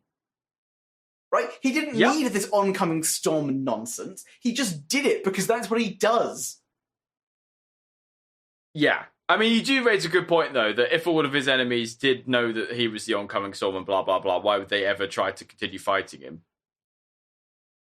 I hate it. Also, it doesn't make any sense because Daleks know that Time Lords have 13 regenerations. It's in their database. Well, and they just a know Dalek that has Time killed the Doctor. So by process of elimination here, just do it 12 more times. Except they can't because the Doctor actually has infinite regenerations, as it turns out. Yeah, but you can still Timeless shoot him Child. while he's regenerating. So 2 Dalek bolts is all it takes to kill the Doctor. 2 bullets is all it takes. He might survive with the heart or something, but yeah, like generally 2 bullets should kill him. Well, not even to the heart, just shoot him in the head twice. Yeah, why not? Like, stop making the Doctor a god and start making the Doctor like a really fallible character who I mean, just, like, the travels Daleks around in their little police box. The Daleks, beyond any other species, know that the Doctor is fallible because they know Time Lords are fallible because they killed millions of them. There are some really good lines with that. Like, this is the thing that bothers me, is that I know what Stephen was going for. I'm not going to call him Moffat anymore. I'm calling him Stephen. I think we're friends. It's not Steve, though. It's Stephen. Yeah, Stephen. It's still formal. I know what Stephen was He's going giving for. Stephen harsh words, that's why. I'm like a parent. Yeah. Because he's a pretty good writer, honestly. This is the thing that kind of sucks. Like, there's a load of really good things. He likes making his characters really powerful, which works until you've seen it 3 times and you don't care anymore. Yeah. Like, you can't keep on increasing the threat level of whatever the Doctor's facing and therefore increasing how powerful the Doctor is. Like, It just do you remember becomes the Dream stupid. Lord? Yeah. Right? The Dream Lord was really cool because he was kind of an unknown entity. Yeah. And, like, I like the line, I can't remember exactly what it is, but it's like, fear me, I've killed hundreds of Time Lords. Fear me, I've killed hundreds of Time Lords. Them all. Fear me, I've killed them all, yeah. Right? It's a great line. It really does, like, it works for what it's going for. But can we not do the speeches over and over? Like, the Pandorica Open speech, whoa, I kind of hate that entire thing. Yeah. Like, What, the one where it's like, I am talking. yeah, that one, I hate it. I genuinely hate it. Everyone's like, oh, that was a really good speech. And it's like, yeah, but like, if one of them shot, the Doctor would have just instantly died. Do you actually realise why they stop? The actual reason why they actually stop when he says, I am talking, is not because they're afraid of him, but it's actually because of the fact that they actually wanted him there, because obviously the whole premise is that he was the one they actually wanted to put in the Pandorica. So none of them were actually going to fire on him anyway. They were all there why didn't they just kill put him in the Pandorica. Why did they want him in the Pandorica? Because they didn't believe that they could actually kill him. They just wanted to put him in the Pandorica. The whole premise of the Pandorica was to seal the Doctor in it so as to prevent him from ever creating any more damage in the universe. But that's a terrible argument because if they just shot him twice, he's still a Time Lord. Like, he's a notorious Time Lord, but so is Omega and Rassilon died. I guess but again, this just goes back to the whole premise of what Stephen was going for. Yeah, but it's terrible. I can't see how anyone can sit there, like, 10 years on and be like, yeah, that was necessary. Like, this really added to the Doctor's character. Because, like, 11 did it, and 12 did it, and 13 hasn't done it. I really respect Chibnall for not doing that, but I genuinely think that's because he doesn't know how to write that kind of speech. As opposed I have to say, one of my favourite speeches it. of the Doctor would have to be Capaldi's one with the war boxes. It's a good speech. The war I like boxes? it. But can people stop posting it and being like, look at this really cool speech? I like it, though. I've seen it. And I also like it when he plays guitar. He's got that Viking guy in the Gladiator arena, and he just drives him with a tank. That was a little dumb. I mean, it was dumb, but it was like 5-year-old Glee kind of dumb. I didn't like him that's playing cool. the guitar. That felt rude. That felt a little. I'm okay with him being like silly in the face of someone who thinks they're a threat. Yeah, like that's. I don't like him being silly in front of Daleks. No, because they're actually. I hate that bumper cars scene. Or like, who's up for dodgems? Like, no, Doctor, those are Daleks. I don't remember that. Well, it's that doesn't sound my main problem. Too bad. My main problem with him being like silly with the Daleks is that with 9, 10, and 11, whenever he saw Daleks, it was like rage. He turned into like this really dark version of the Doctor because like they're his ultimate foe, and like every like inch of his being cries out for just destroying Daleks. Like there's the point in like there's like the famous bits where it's like is it the 9th Doctor where the Dalek turns around, that last Dalek, and he's like, you would be a good Dalek, when the Doctor goes on like rage mode and starts saying like, you should kill yourself, you should destroy yourself, rid your filth from the universe, and then the Dalek turns around and goes, you would be a good Dalek. And there's also obviously all the stuff that 10 does, but then with 11 there was the World War II bit where like he meets Churchill and he's like all gleeful and happy, but then the minute he sees that Dalek, he like it's like being nice and he can't handle it, and at one point he just snaps and grabs like that huge spanner and starts smashing it, saying like, you are my enemy and I am yours. Like tries to get the Dalek to turn evil because he just can't stand it. See, that's where we see that Matt Smith's a good actor. Very rarely see that again.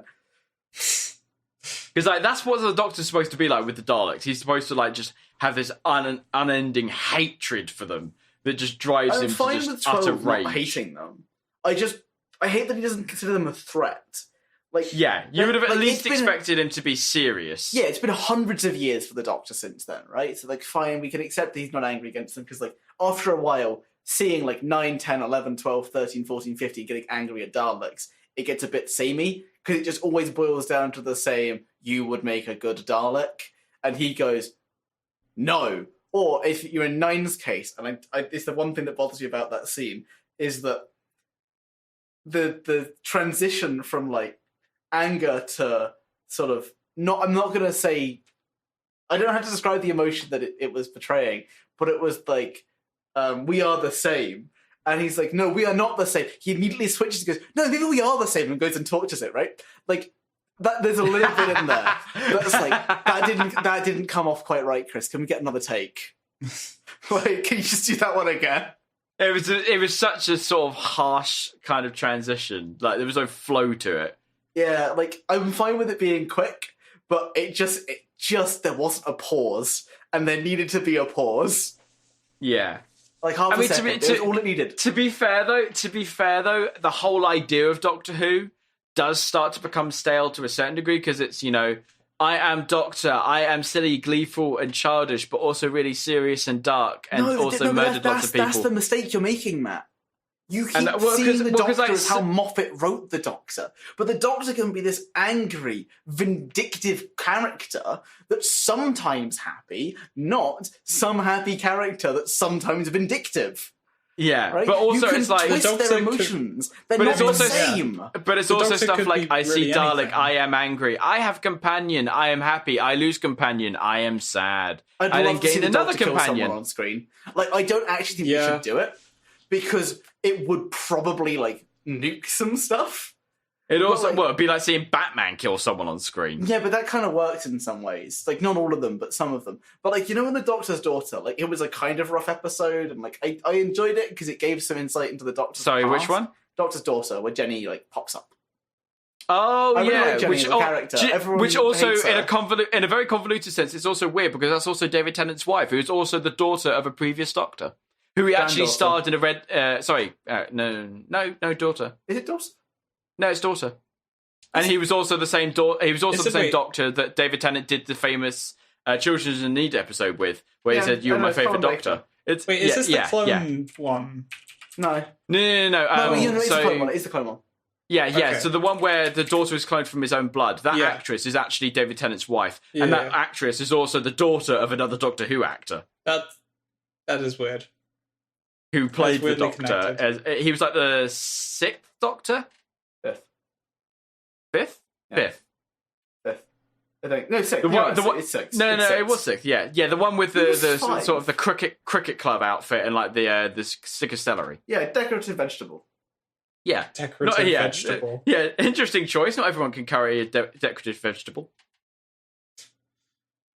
I mean, it was 5. Oh, Afro guy. Except not 4th Afro guy, 5th Afro guy. When he regenerated, because like, oh no, that was the guy after 6th. That was 7th. Yeah, who was 5th? I felt like 'Cause they were fifth going was- nuts. It was 4th was Tom. yeah. 4th was Baker, and then it was and then it was Baker. Who was it? Oh god, hang on. I'm gonna have to look it up now. Hang on. Good question. I don't actually know. 5th Doctor Who. No, wait, no, yeah, no, I'm right. No, he was the 5th. Yeah, he was the 5th. Yes, Celery Man was 5th. Yeah. And then after him was Afro Guy. Yeah, the angry Doctor, the one that no one liked. Yeah.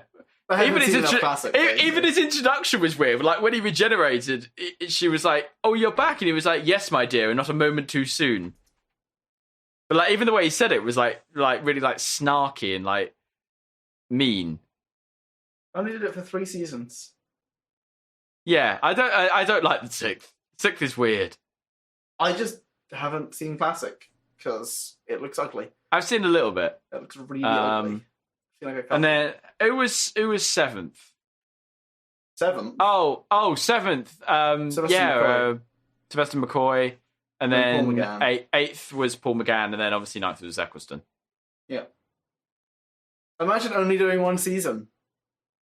I just realised 7th from Images also had like a Riddler It was dumb. He had Riddler umbrella thing going, yeah. He had a very Riddler umbrella thing childish. going. Come on. Except it was a red question mark instead of a green one. Oh god, the Doctor is just very different over time. I want a new Doctor. Basically, is what I'm saying. Is I want something that's not just like. How David would you Tennant write the mixed with- Doctor? How would I? How would you write the Doctor to make him interesting? And revitalise him? I don't think to- I could to write something Doctor new? Who. Really, No? Yeah. the problem with Doctor Who is that like at a certain point, all the stories have been told. So you've got to essentially retell a story or like come up with something interesting. I How think do a you- reboot would be cool. If they just No, like that would not be cool. why? It would not be cool. Well, Why when you not? say reboot, what do you mean by reboot? Like starting over as like completely like separating itself from all of the information, so like all of the seasons so far. That's and not So the just issue. start basically, The again. issue is that like if you have let's say you have Doctor Who and then Doctor Who 2, if I do Blink again, people are still going to go, "Why did you remake it? We already have Blink." No, not so that you can reintroduce new ideas like that, but but so that you're not tied down to all that was created before. Yeah, but you're But not I really don't think tied you down are, to that. though. Never Yeah, causes an issue, really. Yeah, I don't think you are. No? I think the problem is that you just need to revamp it and revitalize it and give it a bit of new energy. Which, like, 'Cause- everyone 'cause keeps the trying to problem do is it. Keeps trying to yeah. make new Cybermen, new Daleks, new things, and it just isn't going. And you can't do it quite because these things are so ingrained in history that they're just sort of icons. The Daleks look nuts, right? You couldn't make that now. Yeah. What? Oh, what do you mean? Like, do you mean like the original Daleks? Any of the Daleks, they look terrible. I mean, to be fair, the Daleks never really look that intimidating. I mean, they're kind of intimidating if you know them. Like, if you see a Dalek on screen now with Doctor Who, you're like, oh no, it's the Daleks. Like, because you know that they're powerful, kind of, being within If I see the a universe. Dalek, I'm never concerned. But what? Yeah. Well, I mean, like, well, no. I'm concerned from inside the universe because they're deadly. But outside of the universe, if you looked at them, you'd be like, they're a shriveling head on like a weird dodgem cart. If you see them appear in Doctor Who, you're not like, wow, what is this? Could this do anything? Probably not. Like, it's not often... It does seem to me that, like, it's very rare that the bigger kind of, like, iconic... well, okay. Edgy, I guess, specifically just Daleks, maybe. If you got a 5-year-old kid They don't and seem had to them do stand in much. front of a Dalek, they wouldn't be scared. You stick them in front of a Cyberman or a Jadoon or a Cyberman and Slitheen, all. they're going to be far more Yeah. scary. Except older Cyberman designs, not new ones. What, Mondasian Cybermen? I mean the ones that were introduced with like the 9th and 10th Doctor, like that design. Oh, those Cybermen aren't anywhere near as terrifying as Mondasian Cybermen. Medasian Cybermen? Oh, I'll send you a picture. Way scarier. Like, when I was See, younger, when I that's- watched it, so, like, I grew up with the 10th Doctor, not so much the 9th. I grew up with Tennant, and those original designs of the Cybermen were scary. I didn't like them. No. From the They sense are of, like, I not didn't like them remotely because they scary. scared me. Now, let Well, me I'm not tell saying you, they're- no, I'm not saying they're scary Bastion now, Bastion of Rada, or whatever it is. Those are scary. The skeletons Bastion in the Narada. suits, those got Yeah, me. they're scary. Boom. Look at this bad boy, Mondasian Cyberman. Oh, boy. Oh, God, the heads on them. Okay, yeah, no, they're terrifying. The heads on them are terrifying. They're Like, more Way like, worse than the new ones. They wouldn't Like, if work. you took the mask from that Cyberman, put it on someone, and they home invaded you in the middle of the night, and you woke up in pitch blackness, and then like a brief bit of light shone onto someone with that on their head, like, yeah, that would be terrifying. They work well in like grainy black and white photos. Yeah, But I don't it know also how they works would be in in, black they, and they white. work Like, really yeah. well in like when they're moving. Yeah. Yeah. Spoiler alert. It looks The too first- much the like first someone just got a Cyberman bunch of is built a materials companion. and put them together. Oh, I'll tell you Sorry, what. so- I figured out how to revitalize Doctor Who. Yeah. How? Write some companions that are good. Well, I mean, that Yeah. usually helps. Yeah, Right? I could do Because it. let's look at the companions that we've had so far in like New Who. We had So Rose, basically, who I despise. Martha, I'm pretty alright with. It's pretty good. I don't think they focused too much on Rose. Kind of sucked. So Donna was great. Donna was fantastic. Donna is Amy probably was my kinda favorite companion crap, but ever. I liked Rory. Oh no, Rory no, was way better than Grandad. Amy. And Yeah. then we had No, Clara, you're forgetting Grandad. We're not forgetting Grandad. He's not a companion. Okay, fine, but I like him. Yeah, everyone likes Wilf, but he's not a companion, Wolf's great. right? And then you've got Clara, who I want to put a bullet in the actress's head, like as she was born, to stop this. I'm sure she's a wonderful person. I really am. You right? really hate But Clara, I really don't you? do, because it turned Doctor Who into Clara Who. Okay, A little bit, yeah. that's- Sorry, what did you say that's about Amy fair. and Rory? I missed you I saying didn't that like because I was saying Amy. Wilf. Rory was alright. Okay. The episodes where like Rory gets turned into the Doctor slightly, like he has to Well- make one of those tough calls. Wilf, not Will. Rory is kind of confusing because it's like he just dies so many times. What? Yeah, this was also Really? Moffat's obsession with time.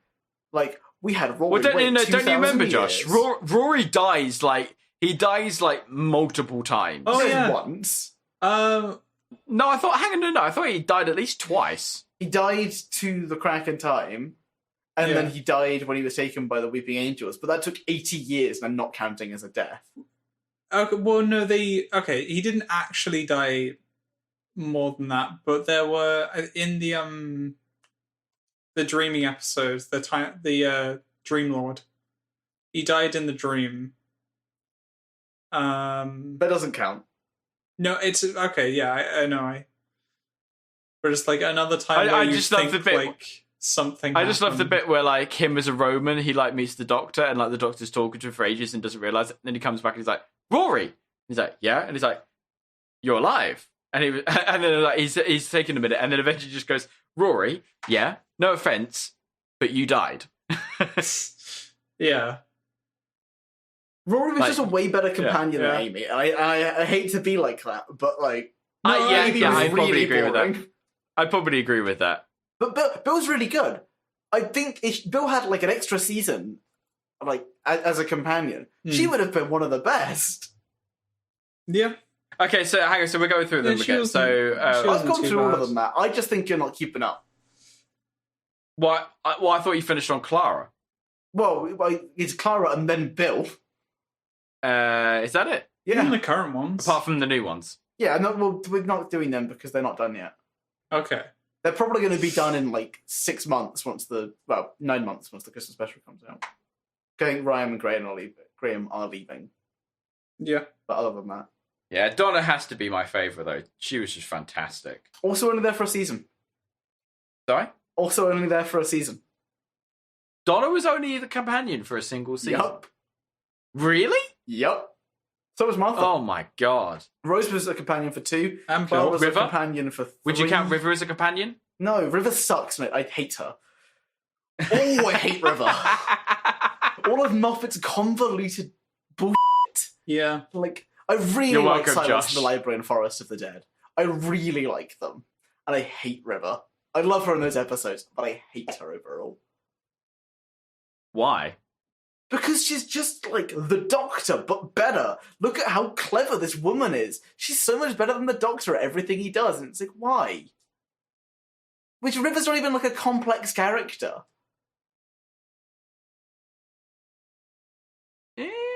I mean, she's probably what not does that River complex. actually do for the canon? She dies with 10, and 10 knows that all the way up until 12, where 12 knows he's sending her to her death. Those and moments she are becomes great. his love interest and she marries him. But the love and interest, he's the only she's one. not a good love interest. She's not particularly funny, right? So as a comic relief, she's not very good. Her emotional beats don't do anything. She undermines the tension of almost any situation she's involved in. She's in one of the worst episodes in the series that she's the principal character of. Which episode is this? Let's Kill Hitler. Oh, yeah. It just ruins like everything about... It's just secret Time Lord time. I want that to be the bio for that episode now. Secret, yeah. Let's go Hitler. Bio. Secret Time Lord time. This is just the twist that every Doctor Who writer eventually just like falls into the trap of doing in New Who. Like after this, it was like, oh cool, who's Ruth? I don't know, Secret Time Lord. But no, we've done that before. Then what can we do instead? Secret Doctor Time Lord. No, we've already done that as well. Secret Doctor Time Lord who came before Hartnell. It's like you see why the twist is so dumb. Yeah. That was funny. I mean, it is kind of true, though. Yeah, it's exactly what it is. And, like, what's every Dalek episode going to end on? You would make a good Dalek. Every Cyberman episode is going to end with the power of emotions. Do you know what is the one thing that I don't think they will ever do, though? And if they did, would probably absolutely ruin the series? What is it? His real name. Oh, yeah, that would, if it happens, would, like, the series will end. Yeah. That's it. Also, because it answers the title question. And also would just almost certainly be underwhelming. You find it weird how everyone just accepts to call him the Doctor. Yeah. Like, Because they it's ask so him, cool the of a Doctor, mystery. Doctor Who? Oh, funny joke. But then they go, oh, just the Doctor then. It's like, yeah, just call me the Doctor. It's like, no? That's, If my doctor that's came, mental. if my doctor came up to me and went, "Hi, I'm the doctor," and I was like, "Yeah, Doctor who? Doctor White, Doctor Barnaby, Doctor what?" And he was like, "No, just call me the doctor." I'd be like, "No, I'm fairly sure I'd like to know your name. Like, if I'm gonna reference you to a specialist, like, I need to be like, who's your GP?" I'll be like, "The doctor." I would be but wary which of doctor? anyone calling themselves the doctor. Like anyone calling themselves the something is like. I know you're my client, but I'll be representing you as the lawyer. It really works for the master, right? Like the master calling himself that. Well, yeah, It's just it like, makes sense. Oh yeah, I could see it. Like he's an unhinged maniac, or they are, I guess. Yeah, that title makes perfect sense. But for the good guy, it's supposed to be logical and coherent to call himself just the doctor. Well, there's someone called the Rani, which is a little bit confusing because it's her name, but it just has the in front of it. Who's this? Yeah. From the classic series, there's the Rani. He's like another rogue Time Lord, Okay. like the Master and the Doctor. Maybe that's. To be fair, we have the Queen. Every Time Lord has the. Yeah, we in have front of the their name. Queen. Matt is like the Queen of the United Kingdom of like. Yeah, It's but a she full can't go by title. just the Queen. Yeah, we say, "Oh, have you seen the Queen recently?" Right? We all know who that is because it's one person, right? Yeah. But the Doctor isn't like a big important person. Yeah, I get your point, yeah. And some people might be thinking right now, "Oh, but aren't they the timeless child and the oncoming storm and like Synonymous all of this throughout the stuff? universe They're as not the meant to be. Doctor. And let me tell you, no, if I were to write Doctor Who, the Doctor would be like Just a regular not Time that. Lord. They would just be like, "Oh yeah, I'm going around like solving problems because that's what I do." I think Peter Capaldi was this fantastic Doctor who kind of got saddled with the rough end of the stick of having to deal with Clara. Like, Yeah. if it was like genuinely, if the pilot was the first episode of the 12th Doctor's like incarnation, and he went for 2 more seasons afterwards with like maybe another companion, maybe Bill. I don't mind. I really liked Bill. I could absolutely see that being one of the best incarnations of the Doctor ever, right? But it just So as in if the 11th had died along with Clara. If only Clara was like a bit more of just a regular person and didn't have plot armor so much of the time. No, she didn't have plot armor because at one point she did a dumb thing and died and then came back. They undid Oh death. yeah. Except she came back in several forms, and like she was in a Dalek, she was in the 19th century. No. That's not what that is. It's a different what are you thing. talking about? There's another thing. Because she's the impossible girl. Moffat likes this too. Like, the girl who waited. The impossible girl. He basically wanted to create Harry Potter infinitely, like the boy who lived, I the don't think impossible that's- girl, I think that's just the like, oncoming J.K. storm. Rowling did that as well. Not that, like, he did a Harry Potter. Okay, yeah. So, he likes doing these things. So, she was in the Doctor's entire timeline. She helped him pick a TARDIS. I hate that. Yeah. I hate making companions overly important. Like, when Donna did it as well, like, stupid. Donna was, like, the Dr. Donna. I kind of hated that. When Martha was the girl who walked the earth, I hated that. When Rose was, like, bad a wolf, I put up with that, but I also kind of hated that too. I found it You interesting want, that you Clara, want like, side appeared. characters to just be side characters. I found it interesting that Clara appeared throughout time, but that was The revelation was terrible. Yeah. You want the She sidekicks fell into the to be Doctor's sidekicks. timeline. Matt, I don't want the To sidekicks save them. to just be sidekicks. I want them to have, like, not really important parts, like, so that you can give them a name. Like, let's say, for example, the Doctor's off doing something, right? Like, they've been split up. And you've got a sort of, like, plot A and plot B, and they're running concurrently, and they will eventually converge at the end. And one of the plots is the Doctor, and the other plot is their... Yeah, A is Doctor, B is Companion. And the Companion's right. plot is more important than the Doctor's for that episode. I don't see a problem with that, because characterizing them and giving them skills and letting them learn things is one thing, but they end up so important that it's just like, how is it everyone that steps inside the TARDIS is magically really important to space-time? Yeah. reasons. It's kind of what I like about Graham and Ryan, is that they're really unimportant. They're also bad characters, mainly, but like just make them good characters without the important bit. They'd be really good. I'd really enjoy them. Yeah. Like I like Bill. I haven't done the Mondasian Cyberman episode with her yet. I think that isn't the greatest. It's not the worst because it's not super important. She was just the body that was used for the first Cyberman, and like that's a bit dumb, but also has like no ramifications. Yeah. Right. But I think I remember liking the ending to that season. That was alright. The fake regenerations kind of suck. Fake regenerations? Well, the Doctor kept like, I'm going to regenerate, but I'm not. I'm going to regenerate, but I'm not. I'm going to regenerate, but I'm not, because I'm going to do it at the Christmas special. Like, I know it's going to happen at the Christmas special. Stop teasing. Oh, I don't remember this. It's a waste of time. It's similar to... Have any of you seen Stranger Things? Yeah. No. You know how... spoilers, if you care. You know how Hop dies at the end of season 3? But everyone knows he's not dead. He ran through the portal. Yeah. Yeah, the first teaser they put out, they showed Hop alive. Because, like, we all know he's not dead. Yeah. Right? Don't show it. Just, like, if you're going to do it, like, don't just immediately reveal that it's not going to happen. And never do it again. Yeah.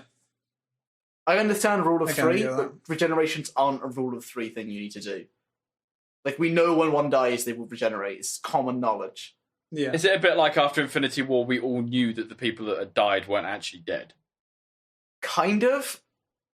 Like, it's... Because like, even though in the teaser trailers for Endgame, they didn't actually show anyone coming back, we just knew at some point they would. Yeah, well, because they weren't didn't actually know how going it would to happen, but we knew it would happen. Yeah, because like Black Panther 2 had already been confirmed, and the next Spider-Man had already been confirmed, and yeah, like and all these this things, kind of like they stuff. line up.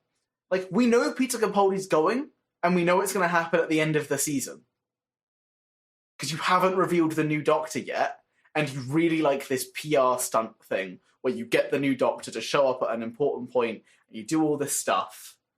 I think they had actually shown Jodie Whittaker becoming the next Doctor, but like, just stop, just chill, just like run the stories through and kill them at the end, and maybe we do a surprise regeneration one season. I'd love it if that happened.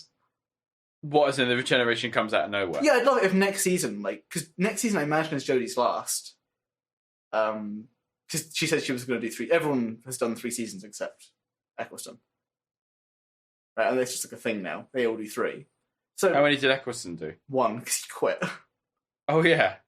He really likes being the Doctor, I think. Like, I just think he really hated how the show was run initially and how everyone was treated. I think he was treated fine, but he seems like a pretty alright dude. You know what I mean? Well, I haven't seen anything with him in it since he was the Ninth. No, I just mean like he seems like an alright guy, like as a person. Oh yeah. Right? And he really cared about how people on staff were being treated, and they weren't being treated particularly well. And like he wasn't happy with that, so he just quit. Which Fair is enough. why I think Tennant doesn't appear until Tennant didn't record his like regeneration sequence until way after the like season had like wrapped production. It was like 2 camera guys and a director for the regeneration. Really? Yeah, because like they didn't know if it was going to get renewed or not. Well, So they it's didn't know whether Doctor Who was going to continue.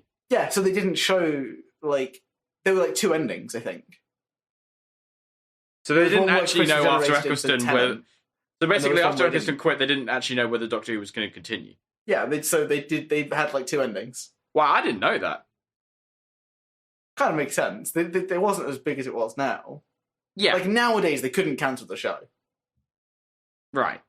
Or I think what they would do is they would say, yeah, this is our last season unless we get sufficient ratings. It's just not profitable anymore. And the ratings would spike Yeah. for like a season. And they'd drop again like Brooklyn Nine-Nine. It's a good show, but like, if you don't put it on my channels, I can't watch it. Yeah. I've seen season 1, but I haven't got around to seeing any further. Yeah. Yeah. It is well, good. You do you. Well, because I haven't watched it for that long. Yeah, you do you. It is good. What's I that would supposed to recommend. mean? That means you do what you're going to do. Okay. I'm just letting you know you have my permission to do it. I mean, it just feels kind of unnecessarily dismissive. I don't know. Well, it feels like, it's a very weird statement to say. What? That Right? Matt... Like, I that he's wasn't doing. trying to start a Brooklyn Nine-Nine conversation. I was just talking about ratings. Like, I mean, fair enough. Well, you weren't trying to start a Spider-Man PS4 costume conversation either, but we're going to do that eventually. I didn't have time. I only got 10 minutes left. Oh, Yeah, Josh. sorry, Josh. Come on, let's roll them off quickly. We got to look. I've got them all right here. I would Look. actually believe he has made a tier list while we were talking about Game of Thrones, and it's like, I've got guys, I'm ready. Okay, look, I've got all of the images right here. Like we've got the noir suit, we've got the Scarlet Well, just suit, we've Furious- got the Mark Furious II clicking and Spider Armor typing. suit. Look, it will be so easy. We could just rattle them off now in 10 minutes, do it quick, never have to do it again. Yeah, but then we wouldn't get the in-depth discussion and very heated argument. The You're debate. right. Let's do an We need in-depth the discussion debate, right Josh. now. We need the debate. You're right. We do need an in-depth discussion, and since we don't have the time this episode, we should do it next episode. Totally. Yeah. Um, Oh, are you We busy can fit then? that in. yeah, I think next week I'm permanently busy. Okay. Or the week after. Week after. Well, That's actually, fine. next week is kind of funny though, because that's when the Diablo season 20 starts. So I'll be very happy. I'll I'm be glad. a And I happy won't boy. know anything. You know. you'll be You know talking what about. else is happening next week? We're going to be talking about RBB season 6 because Matt would have watched that. That's true. Yep. You know what That would else? Be nice. What else? Friday. Well, next Saturday, to be fair, I think we're on Saturdays now. So, there'll be the You Boku no Hero won't. Academia video. Well, okay, yeah. You won't care There'll about be this that. thing though. I don't think there's nothing else that's happening on Saturday. Not on Saturday, but What's on happening next week? Oh, when is it? On Friday. Oh, there's D&D, you're right. Oh yeah, that's it. That's what I'm referring Yeah, to. there's no D&D this week. It was dungeon crawls. It's not very interesting. Nothing interesting happened at all. Yeah, it was kind of dumb. Well, it was like a fun thing, but like nothing to say. I think we're talking to an important NPC next week, though, so maybe that. What's happening next week, Josh? Sure. Borderlands 3 finally comes out on Steam. Um, Oh, does it? Yeah. wow, I all didn't of know a that. sudden I've stopped caring. I know. That's what I said. You Do you wouldn't remember care. do you remember when I said that like I can wait the 6 months for it to come out, and you were like, no, you'll want to play it, and then 6 months passed, and I'm like, I still don't want to play it. Yeah. I'd have bought it at release if it came out on Steam, Yeah. but they didn't. yeah. So now I don't want to buy it. Like, I don't know if that's going to impact if they continue doing it anymore, because like I know a lot of people didn't mind it. Right, I just don't know the Epic launch, so I don't want too many launches for my games and that kind of stuff. Yeah. So I'd be curious to know if they've made more or less money, but we'll never have an answer. Yeah. But unless they did, I'm sure they'd like to say that they did. I'm sure Epic would like we'll to never say know that. because they didn't release the game on Steam originally, which means they don't know how many people actually would have bought it, even within like estimation. Like anomalies happen, Yeah. Yeah, I guess. Also, we're going to have to hope that their PC port's good. but we already know it is. Yeah, it's been out for ages. On Epic The Games. game was apparently not good on launch, but No, apparently the story isn't great at all. Borderlands though. I say that, but Borderlands 2 was pretty good on story. It's funny Okay, at but least. no, people say the story is good specifically because of Jack. Jack. And that's like Oh no, Tiny Tina's okay. Oh yeah. Assault on Dragon Keep was Okay, fantastic. that was good. and Jack was there at the very end.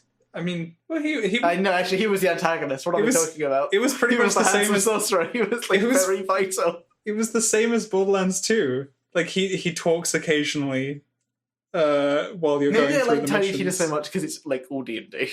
That's probably it. thing. That's probably It's it was just- good. It was good, but yeah, I think people mostly just praise the Borderlands 2 story just because of Jack. Like the Crimson Raiders, is that like Boring. like yeah, it's pretty much Lilith, kind of boring. yeah. Brick has a terrible mission and isn't overly interesting. Mordecai, kind of boring. Roland, really boring. Apparently, Jack's going to be pretty coming good, back in one of the DLCs for Borderlands 3. Yay. Lewis sounds really enthusiastic. I don't want Jack back. No? His doppelganger wasn't particularly interesting in the pre-sequel, but also I kind of hated the pre-sequel. The I only like one of the 4 Borderland games that are out. One. Okay, well, okay. You've not played I didn't 3. like Borderlands. The 3 I've played, I only like 1. Yeah.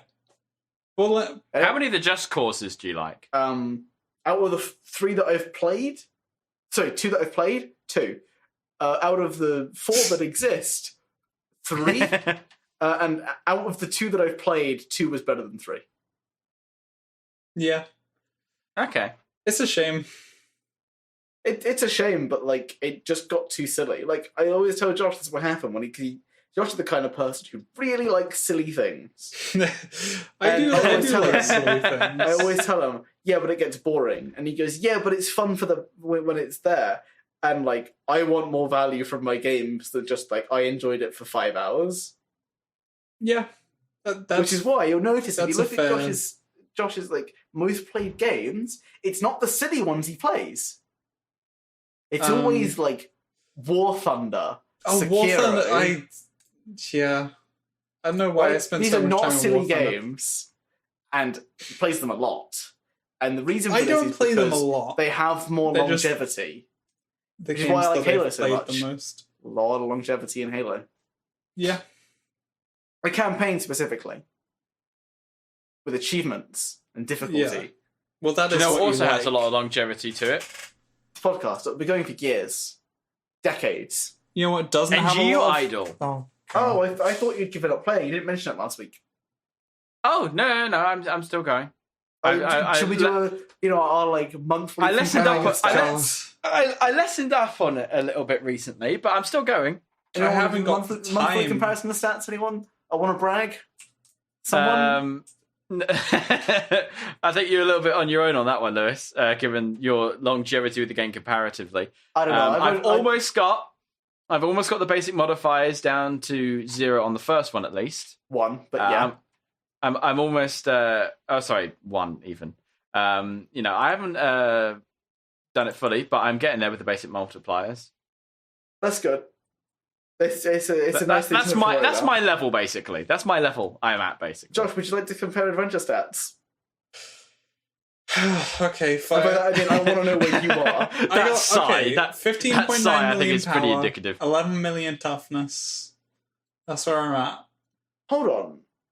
Didn't you already have that because you were also killing Waldup? Yes, I guess. So Waldup is 13 million, isn't it? I don't know. I mean, like, if I look at Waldup's it's stats, my power. It's 13 million, 7 million. My power went down because I'm using the Candy Cane of Destiny instead of the Wanderer's Cane. Fair enough. Because that's like the Wanderer's Cane has like over 100,000 more power. Got a bunch of stats, yeah.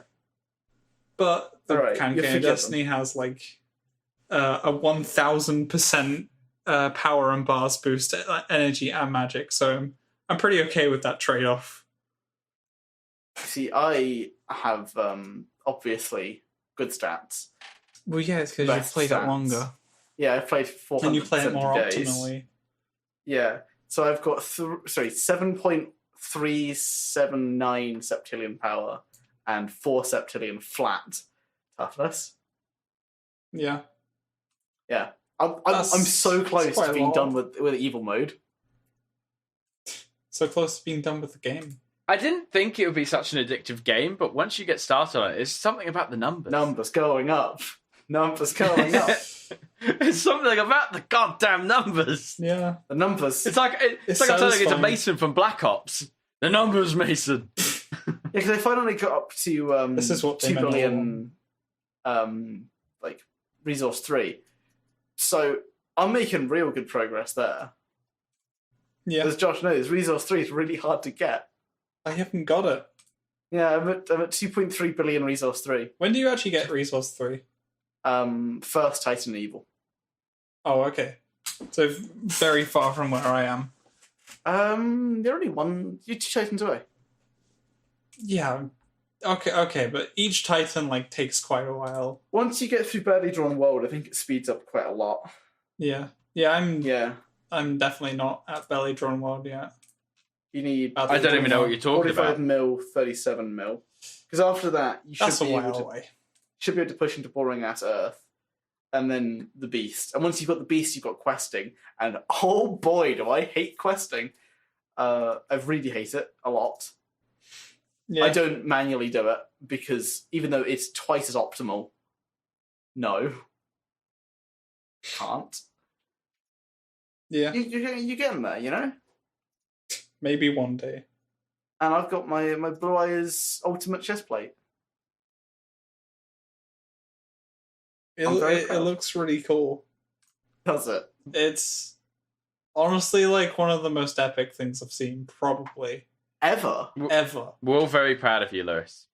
I can't believe Josh has just said such a thing. But it's just so cool. Thanks. It's from a card game. What could be cooler? What could be cooler than a card game? Yeah. Very could be- little. What could be cooler than a children's card game? Children's card games on motorcycles. You're right. You're so right.